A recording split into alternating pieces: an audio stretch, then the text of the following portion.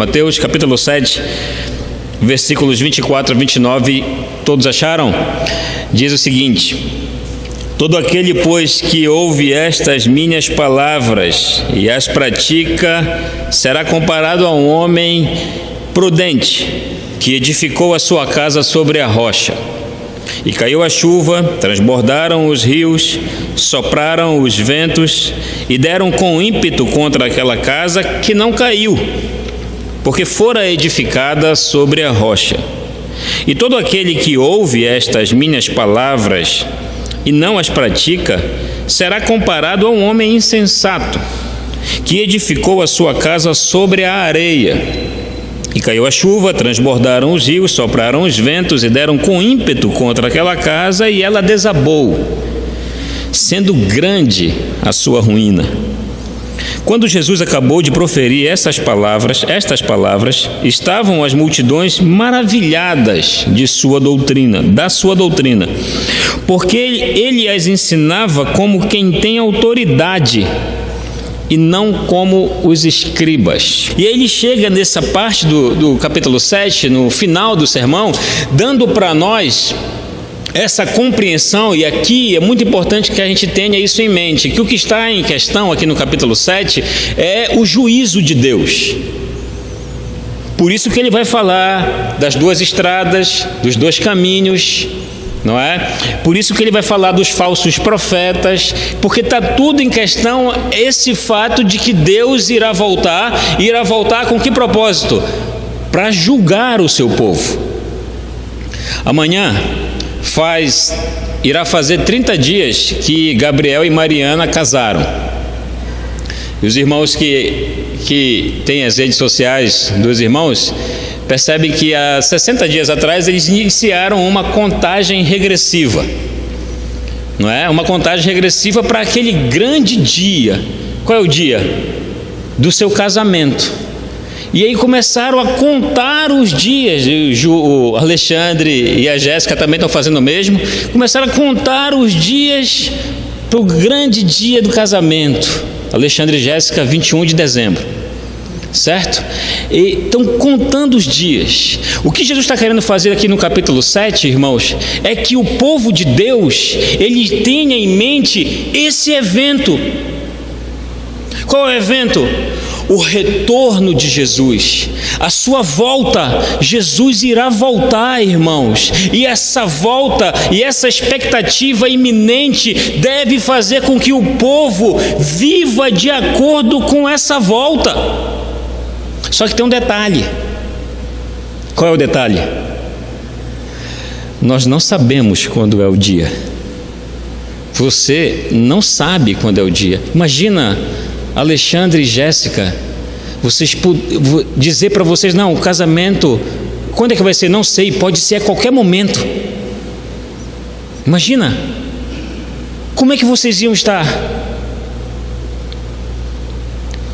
Com o terno no carro, a aliança no bolso.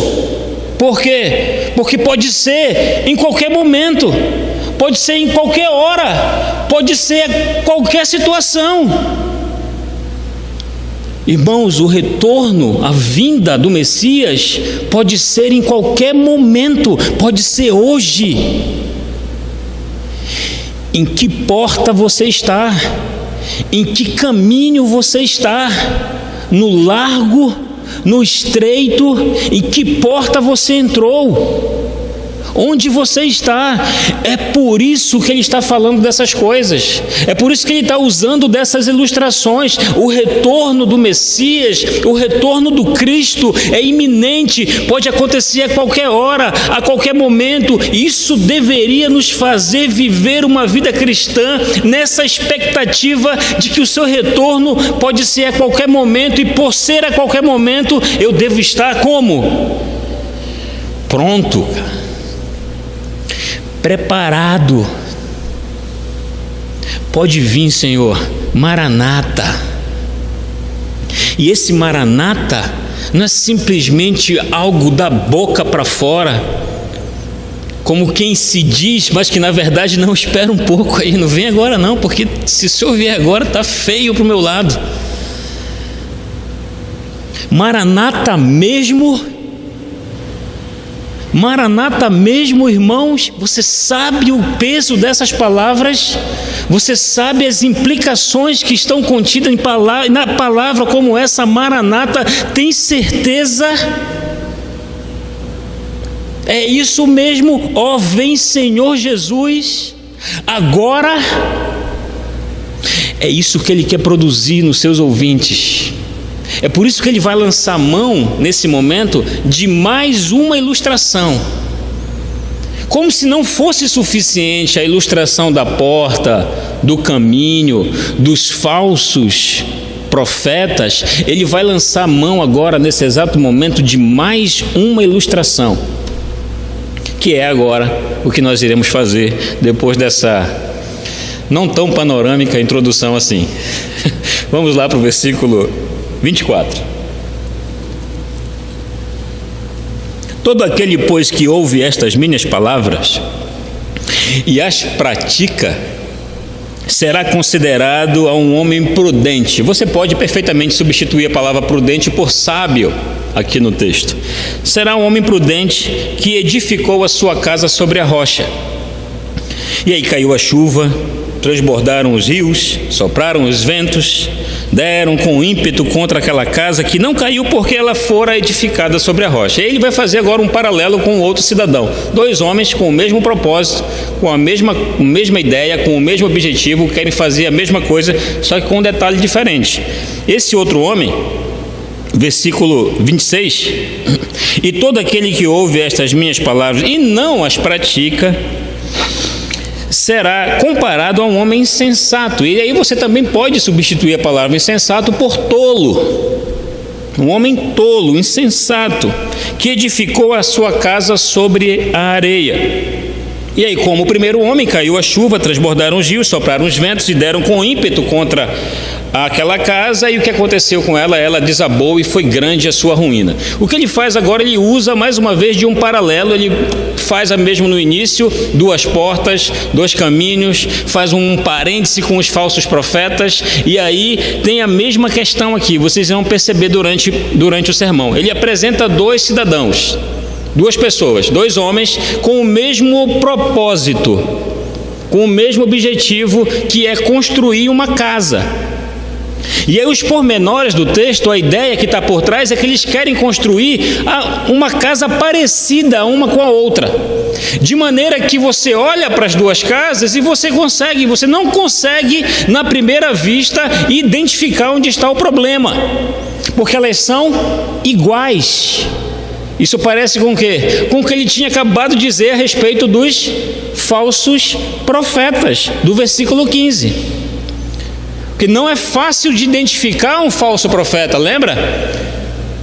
Porque ele não vem dizendo que ele é um falso profeta, ele não vem ensinando que a Bíblia não é a palavra de Deus, ele não vem negando a Trindade, ele não vem dizendo que Jesus não é o Messias, porque se ele fizesse isso, fatalmente, de maneira muito fácil e simples, nós já concluiríamos que aquele ensino era herético. Não, você não pode falar isso, está errado, você não pode ensinar dessa... É fácil, só que ele vem, o texto vai dizer, olha, versículo 15, eles vêm, se apresentam disfarçados em ovelhas, onde o problema não está onde eles estão dizendo, aquilo que eles estão dizendo está tranquilo, está ok, está certo, o problema está exatamente onde ele não diz. É o que ele não ensina, é o que ele não fala. É parecido, é semelhante com esses dois homens aqui.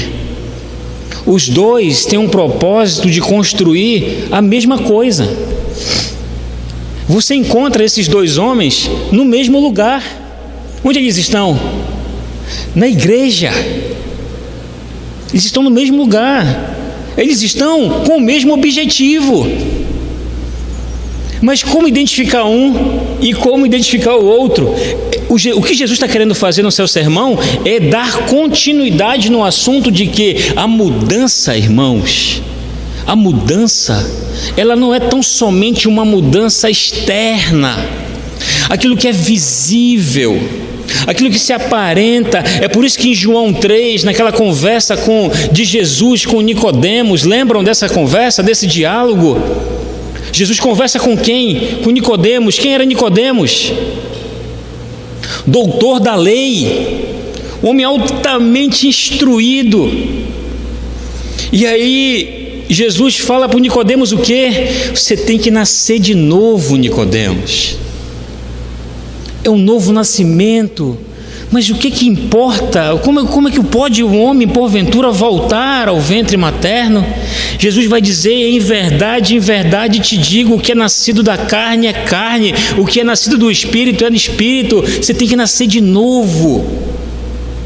E aí é que entra, interessante que esses homens, eles estão no mesmo ambiente, o crente e o pseudo-crente, o tolo e o sábio, eles estão no mesmo ambiente com o mesmo propósito, mas existe uma diferença enorme entre eles. Qual é a diferença? A diferença é que o prudente, o sábio, ele constrói a sua casa, a sua vida sobre a rocha. Aí vamos deixar aqui o prudente um pouco de lado e vamos pegar o insensato primeiro. A ideia do insensato é em construir a sua casa sobre a areia. O que está por trás é o fato de que ele quer ganhar tempo, ele não quer investir no alicerce, porque isso demora, isso exige tempo, exige esforço. Ele abre mão dos princípios da arquitetura, da engenharia, e ele vai construir uma casa sem alicerce nenhum. Não, faz o seguinte, não vamos perder tempo com o alicerce, com a fundação, não, vamos construir assim mesmo. Só que quando você olha para uma casa e que ela está construída, e uma outra casa semelhante, ela está construída também, você consegue identificar qual é a casa que foi investido muito na fundação e a outra que não foi investido na fundação? É possível perceber isso? A olho nu? O irmão Lima aí que é da área. É possível perceber? Se você olha as duas casas iguais, construídas, dá para saber qual foi o construtor que investiu mais na fundação ou não? Não dá. Percebem?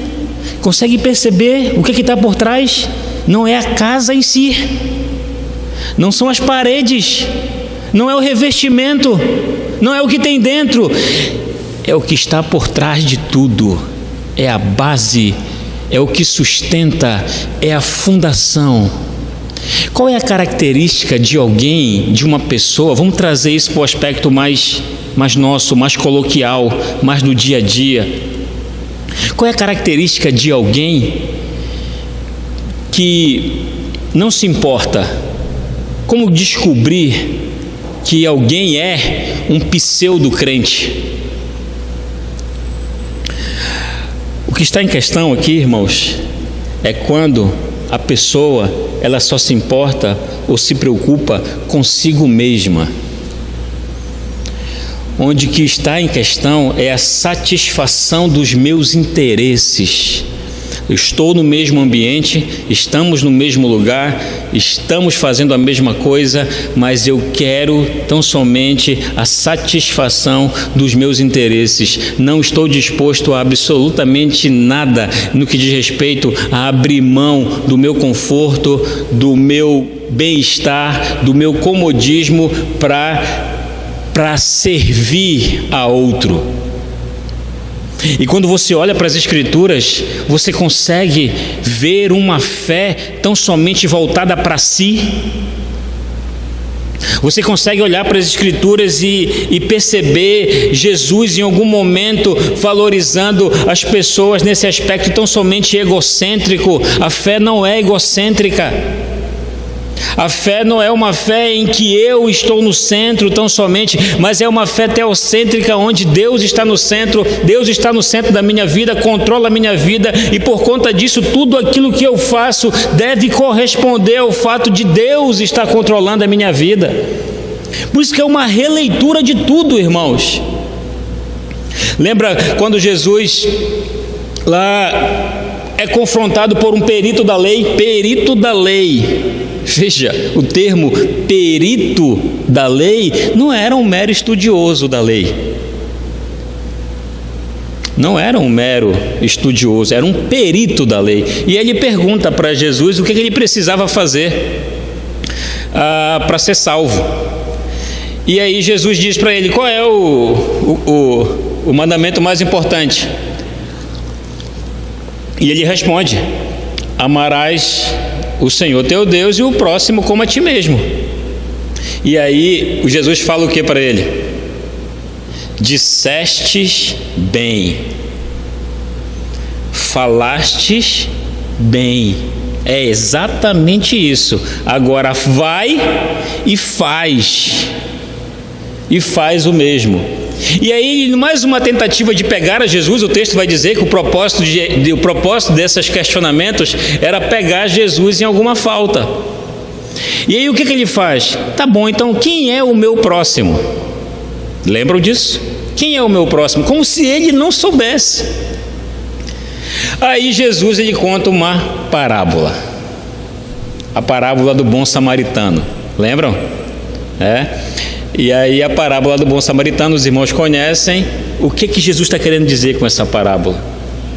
É que o perito da lei, ele conhecia a lei? Ele sabia da lei? Sabia. O próprio Jesus disse: você falou, o que você falou está certo. Você acertou na mosca. Amarás o Senhor teu Deus como a ti mesmo, de todas as tuas forças, a tua alma, com o teu entendimento, e o próximo com a ti mesmo. Falastes na mosca, é isso aí mesmo. Agora, o que é que você está fazendo com o que você fala? Por isso que não é só o discurso. Não é só o discurso. E esse homem insensato aqui, a fé, ela gira tão somente na sua autossatisfação. O propósito é satisfazer tão somente aos seus interesses. Tudo deve girar em torno dele, para me satisfazer. E uma outra característica é que esse cara, que essa pessoa aqui, que esse homem insensato ou essa mulher insensata, ela só pega alguns aspectos da fé. Puxa, é tão bom quando o pastor fala sobre o amor de Deus, né? Puxa, que coisa jóia. Pastor, não dá para o senhor falar só sobre o amor de Deus? Não dá. Não dá. Por quê? Por que não dá? Porque os desígnios de Deus, irmãos, o conselho de Deus não fala tão somente só sobre o seu amor. Fala sobre o que também? Justiça, santidade, temor, piedade, vida santa. Falar sobre o amor de Deus é bom? É joia? Puxa vida, imagina aquele texto de Romanos capítulo 5, né? Que coisa linda! Justificados, pois, mediante a fé, temos paz com Deus, por intermédio de quem obtivemos acesso pela fé a esta graça na qual estamos firmes. E nos gloriamos não somente nisto, mas também nos gloriamos nas próprias tribulações, porque a tribulação produz perseverança, e a perseverança, experiência, e a experiência, esperança. Ora, a esperança não confunde, porque o amor de Deus foi derramado em nossos corações pelo Espírito Santo que nos foi outorgado. Puxa, que bênção! Mas Deus prova o seu amor para conosco pelo fato de ter Cristo morrido por nós, sendo nós ainda pecadores, porque Deus amou o mundo de tal maneira que deu seu Filho unigênito, para que todo aquele que dele crê não pereça, mas tenha vida eterna. Puxa, que joia, que bênção! Não dá para falar só sobre o amor de Deus? Não dá. Não dá. Porque Deus também é justiça. Deus também exige que o preço pelo pecado seja pago. Porque também tem Hebreus 12, 14. Segui a paz com todos e a santificação, sem a qual ninguém, absolutamente ninguém, verá o Senhor. Bem-aventurados os limpos de coração, porque eles verão a Deus. verão a Deus. E o insensato, ele seleciona o que ouvir. O insensato não se aproxima da palavra de Deus com o propósito de que ela sonde o coração. Se você, ao ler a palavra de Deus, não lê com uma atitude de que ela sonde o seu coração, você está lendo de maneira equivocada. Vou repetir. Se você, ao ler a palavra de Deus, não lê com uma postura de que ela sonde o seu coração, transforme a sua vida, você está lendo a Bíblia de maneira equivocada. Você deve se aproximar das Escrituras com um propósito: Senhor, sonda o meu coração, muda a minha vida, transforma aquilo que há em mim, modifica os meus pensamentos, modifica a minha conduta, os meus valores. O Senhor me conhece, o Senhor sabe do material que eu sou feito, o Senhor sabe das minhas motivações. Transforma a minha vida pelo poder que há na Tua palavra. O prudente se aproxima das Escrituras com esse propósito. É isso que Jesus está querendo colocar na cabeça dos ouvintes. Nós somos prudentes ou nós somos insensatos? Nós somos tolos ou nós somos sábios? Sabe o que vai filtrar isso, irmãos? E aí é que entra agora o grande X da questão. Sabe qual é o grande problema? De nós não valorizarmos ou de tão somente escolhermos partes eu vou para o culto de doutrina, não, porque doutrina não interessa muito, não, oração não, eu vou só na escola dominical mesmo e só num período mesmo, porque tá bom já, é isso aí, é disso mesmo, é só isso, é isso então. Não, eu vou lá porque eu tenho que ir mesmo, já estou acostumado, meus pais desde pequeno fizeram isso, mas não espera de mim nada além disso. Puxa vida, a vida cristã é isso então, irmãos? Isso é ser crente? Isso é nascer de novo? Não dá para esperar nada além disso, não dá para exigir absolutamente, não, porque é só isso mesmo que você espera de mim e pronto. Puxa, irmãos, o que a gente faz com esses textos?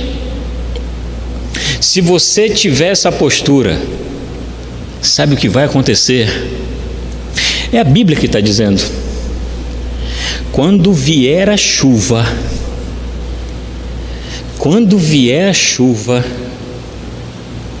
e transbordar os rios e soprar os ventos sobre você, o que vai te sustentar é o alicerce, não são as paredes, não é o revestimento, não é a pintura, não é o piso e nem os utensílios.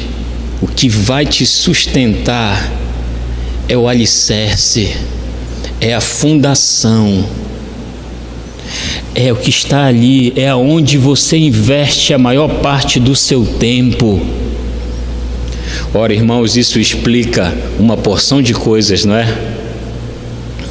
Isso explica uma porção de coisas nas nossas vidas. Isso talvez justifique uma porção de comportamentos, exatamente neste fato, porque a chuva vem, não vem, irmãos? O vento sopra, não sopra? Os rios enchem, não enchem? E como é que você fica quando isso acontece? Como é que você fica quando chega a chuva? Como é que você se encontra quando os ventos começam a bater na sua porta? Quando os rios começam a encher? Como é que você se sustenta? Você consegue se sustentar? Você consegue se manter? Olha a seriedade que é isso. Olha o que Jesus está querendo dizer para os seus discípulos. E aí, o resultado é óbvio. Como esperar a manutenção das paredes? Como esperar a manutenção de toda essa estrutura se o alicerce, se a fundação foi construída em bases não sólidas? Se você não valoriza a fundação, e entenda a fundação como relacionamento com Deus, que não pode ser feito uma vez por dia, ou uma vez por semana. Isso se você não faltar às reuniões. Não estou me referindo a relacionamento com Deus, irmãos, já tão somente como a manutenção das nossas programações aqui. O que acontece fora desse espaço, irmãos? Como é a sua relação com Deus fora desse espaço aqui? Como é a sua leitura da palavra de Deus fora do contexto religioso da igreja local? A sua vida de devoção. Ah, pastor, você fala isso porque você é pastor. Você passa aí 10, 12 horas do seu dia com coisas relacionadas à Bíblia, à palavra de Deus. Você acha que é fácil? Você acha que é fácil mesmo para mim, envolvido com as coisas de Deus, aí uma boa parte do meu tempo, ainda assim me relacionar com Deus de maneira sincera, honesta e não profissional? Nós somos feitos do mesmo material, irmãos, do mesmo material, e eu sei as lutas que você passa para manter a sua vida devocional, porque são as mesmas que eu passo. Porém, o que você tem feito com elas? O que você tem feito com elas, irmãos? Não é a sua frequência aqui que lhe sustenta quando a chuva chegar. Não estou querendo dizer com isso que não é importante você vir. É claro que é. Claro que é fundamental, muito importante que você venha, esteja nas programações, mas quando o vento bater, quando a chuva chegar, quando o rio subir, o que lhe sustenta é a fundação, é o alicerce. E alicerce que é feito por quem? Por mim? Pelo seu cônjuge? Pelos seus pais? Alicerce que é feito por você e não pelo pastor. Não é pastor. Eu vou dar conta do meu alicerce, você vai dar conta do seu. O alicerce que é feito por você, não por mim. É você que tem que cavar, é você que sabe a profundidade que você tem que sustentar a sua construção. Alguns têm que ser mais profundas. Alguns terrenos, é ou não é, irmão Bira? Alguns terrenos você vai investir mais na fundação do que no próprio prédio, do que na própria estrutura. Alguns terrenos tem que cavar fundo, maior quantidade de aço, de pedra, de cimento. Como está a sua fundação, irmão? Pode bater o vento pode chegar a chuva, pode começar a encher os rios. Sabe o que é isso? Sofrimento, lutas, adversidades, pode bater na sua porta, pode chegar. Se chegar, quanto tempo você aguenta? Quanto tempo de chuva você aguenta? Quanto tempo de vento você aguenta? Lembra agora dos 3 porquinhos, né? O lobo mau, né? Interessante agora a observação. O que constrói a casa de palha, lembram? O que é que o lobo mau faz lá? É o lobo mau? É, né? São bons em historinhas. E dá um sopro, né? É palha, qual é o outro material? Madeira, né? O que acontece? E aí tem um porquinho que constrói de alvenaria, gasta mais tempo, investe mais tempo, e aí o lobo, coitado, só falta se esgoelar de tanto soprar e nada acontece. Não é assim, irmãos? Pode chegar a chuva, pode chegar o vento. Se começar a ventar na sua casa, se começar a chover, se rio começar a transbordar, de acordo com a sua fundação, que eu não tenho como aferir, eu não tenho, você sabe, Deus também sabe, quanto tempo você aguenta? É isso que ele está querendo gerar na cabeça dos discípulos. Virá, o juízo virá, preparem-se, invistam em vocês, leiam a palavra de Deus, não baseiem então somente a fé cristã de vocês uma vez na semana, não se relacione com Deus uma vez na semana. Imagina se os irmãos começarem a basear a sua fé com a frequência no templo, imagina o que vai acontecer. Isso justifica e explica uma porção de comportamentos, irmãos. Como está a minha fundação, como está a sua? Nós temos investido em valores fundamentais da palavra de Deus, em ler a Bíblia, orar, relacionar-nos com Deus, pedir para que Deus sonde os nossos corações, as nossas motivações. E aí existe uma diferença, e a última delas, e a gente já vai para o versículo 28. Uma diferença muito grande entre o insensato e o tolo, o sábio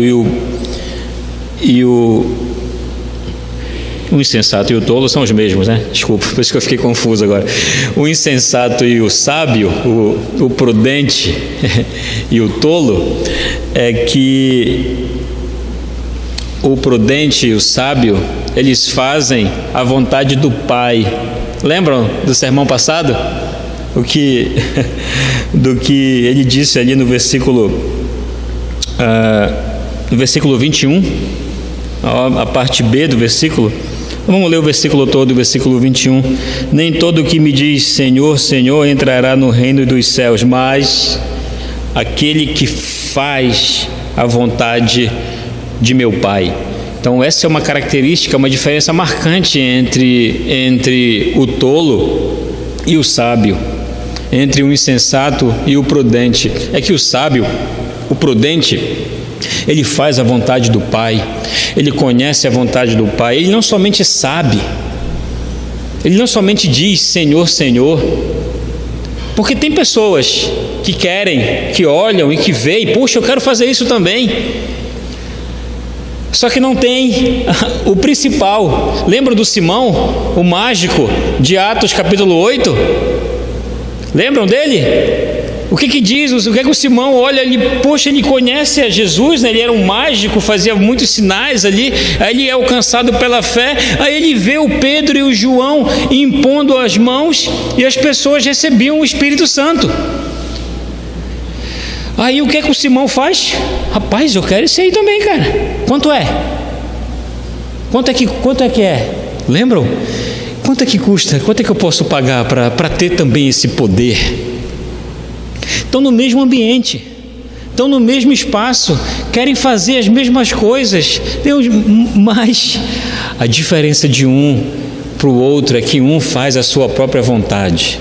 O tolo, o insensato, continua escravo dos seus desejos, das suas paixões, das suas concupiscências. Porém o sábio, o prudente, a sua vontade é fazer o quê? A vontade do Pai. A vontade do Pai. E aí quando chega no versículo 28, quando Jesus ele acaba de proferir essas palavras, finalmente encerra o seu sermão, as multidões elas estavam maravilhadas da sua doutrina. Maravilhadas. Puxa, quem é esse que fala dessa forma? Versículo 29 dá um pouco mais de detalhe. porque ele as ensinava como quem tem autoridade e não como os escribas. Por que ele coloca os escribas aqui? Quem eram os escribas? Os escribas eram responsáveis por escrever. E eles tinham um cuidado, eles mudavam de pena para escrever a palavra de Deus. Tinham um cuidado gigante com a liturgia, com a apresentação, com a roupa, tinha que trocar de roupa, tinha que tomar banho para escrever a palavra de Deus. E aí era aquela coisa toda, aquela preocupação externa, conhecimento profundo das Escrituras. Mas era só discurso, irmãos, era só discurso. Jesus, ele tinha a interpretação correta, mas não era somente a interpretação correta que ele tinha o quê?